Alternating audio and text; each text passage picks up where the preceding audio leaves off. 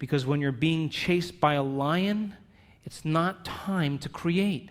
It's not time to trust. It's not time to learn. It's time for emergency.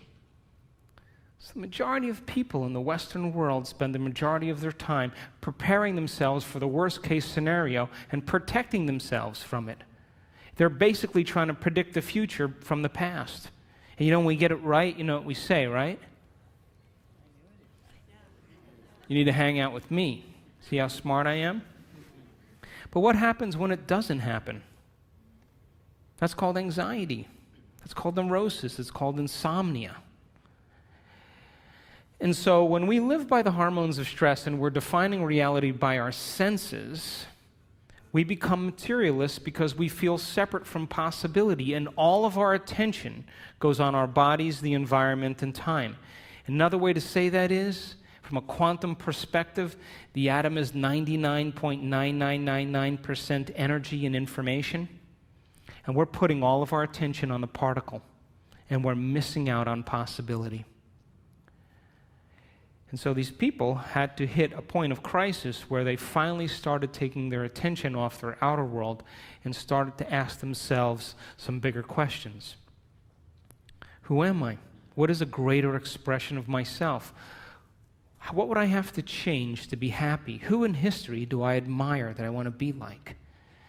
And they began to contemplate and speculate and rehearse who they were going to be if they got better.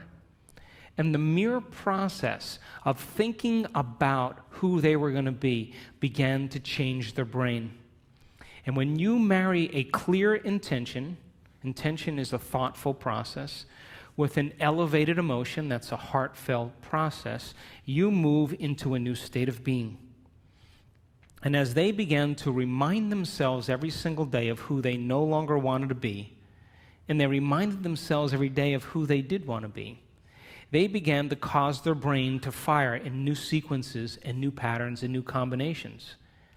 And whenever you make your brain work differently, you're changing your mind. Because according to neuroscience, mind is the brain in action. Mind is the brain at work. So they reminded themselves every day of who they wanted to be, and they began to fire and wire new circuits in their brain that became the very platform of the foundation of who they would become. But here's the point. They said, I'm not getting up from this meditation until I feel like that person. Now, the privilege of being a human being is that we can make thought more real than anything else. And when the thought in their mind became the experience, their heart began to open, and their body, as the unconscious mind, began to believe it was in that new future, in the present moment, and they were literally signaling new genes in new ways ahead of the environment. And as they began to fall in love with themselves and gave thanks before it was made manifest, the emotional signature of gratitude means the event has already happened. And so now they were giving their body a taste or a sampling of the future in the present moment. And every day they did it over and over again. And they were unmemorizing emotions that kept them connected to the old self. And they were reconditioning the body to a new mind and to a new emotion. And that heart of theirs began to open. And they went from selfish to selfless.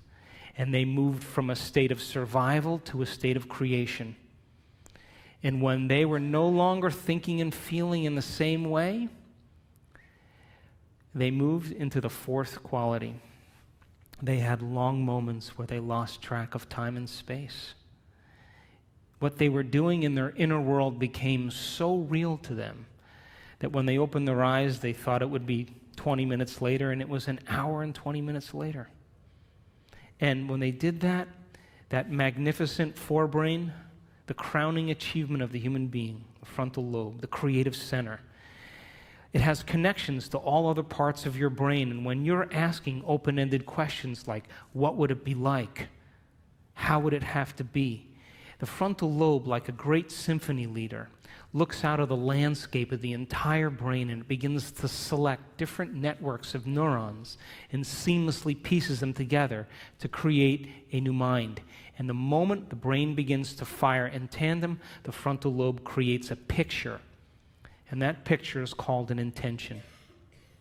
And when you can make that picture more real than anything else, and you begin to feel inspired by it, your body's no longer living in the past. Now it's living in the future. And every day, as they no longer fired and wired the same circuits in their brain and emotionally signaled the same genes in the same way, they were moving into stasis. And then they began to reverse the process. And a new state of being is a new personality. And a new personality creates a new personal reality. So, after I wrote Evolve Your Brain, and after What the Bleep, you know the most common question people asked when I was traveling around the world? How do you do it?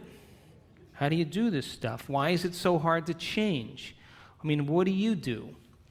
And so we started teaching workshops around the world, and we were doing introductory levels. And we were using science and brainwave technology and breaking it down, heart coherence, so people could understand how powerful they really were. And so we started teaching these workshops after What the Bleep, and for the first year and about 3 or 4 months, guess what happened? Nothing. I don't know if it was me or just whatever it was, but there wasn't a lot happening. And then after about 1.5 years or so, we started getting these emails. You know, people coming to the events, and the first line of every email was always the same. You're not going to believe this. My 20 years of hatred towards my father, I just decided I didn't want to hate any longer, and my acid reflux went away. What do you know? Did I signal a new gene in a new way? And people started to correlate what they were doing. They were actually practicing it consistently, not as something that they had to do, but something that they wanted to do because they believed it was possible. And if you knew that you were a creator of reality, that your thoughts have something to do with your destiny, if you knew that on a gut level, would you ever miss a day? Never miss a day. And would you ever let a thought slip by your awareness that you didn't want to experience? And so when we started seeing the feedback started to come in, people started saying, hey, I'm feeling better, things are starting to happen in my life. That was, for me, the most important point in my career, because I knew on some level that we were making a difference in people's lives. And so people around the world started sending in these wonderful emails, and I just was doing these in level 1 intensive workshops, and then after I'd finished the workshop, people would say, can we do another one?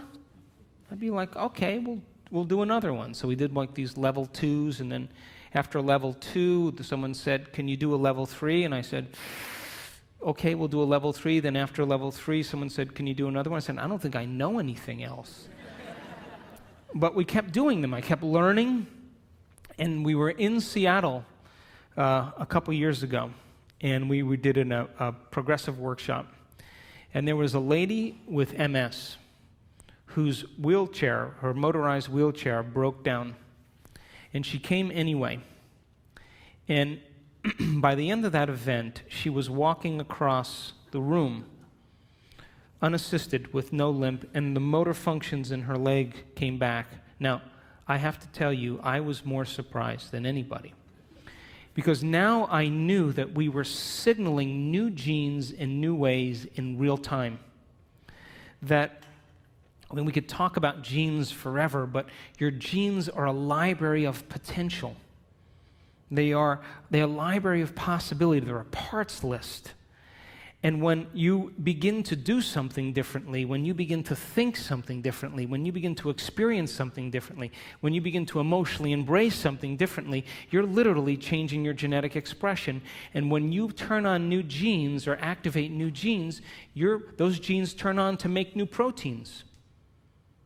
So then People were literally turning the genes off or down-regulating the genes that had to do with their disease and up-regulating new genes right in their meditation, and their body began to change before our eyes. We did another event then, a few months later, and another lady with MS was dancing around the front of the room. Now, there's a scientific part of me that I just couldn't overlook this. And I became very, very passionate about this idea called information to transformation. And I said that if it's happening in real time, people are doing amazing things, common people just like you give them information, really profound information that has to do with the truth of the way reality really is. And you begin to have them share that information where they can repeat it. They're wiring it in their brain. Would you agree? If you can repeat something, it's in there, yes?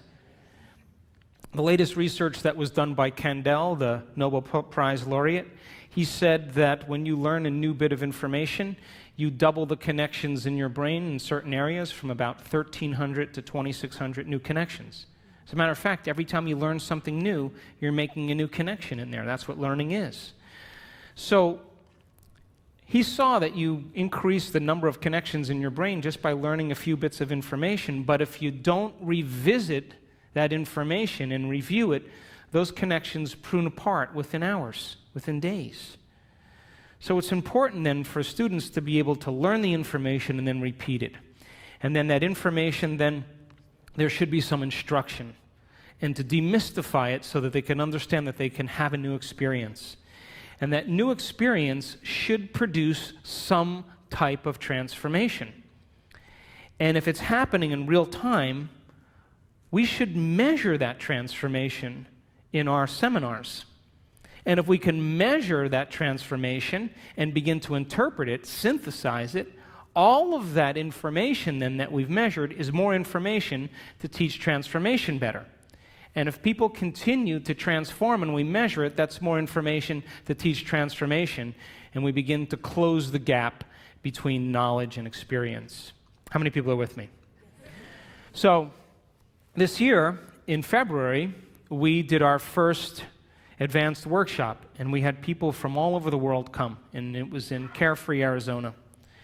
And I brought in a team of technicians and neuroscientists, and we brought in a physicist from St. Petersburg, and I wanted to begin to measure transformation.